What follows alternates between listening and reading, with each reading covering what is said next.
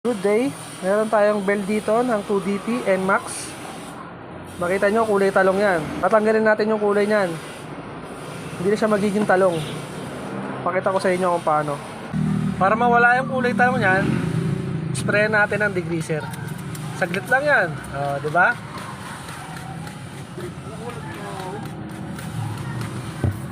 Ingat lang sa pag-spray ng degreaser, matapang masyado.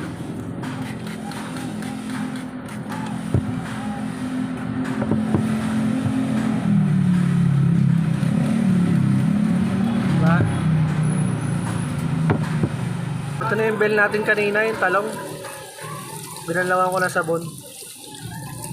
Okay na. Diba? Ganun lang. Yung bell natin kanina, yung kulay talong. Nire-group na rin natin. Thread type. Alright.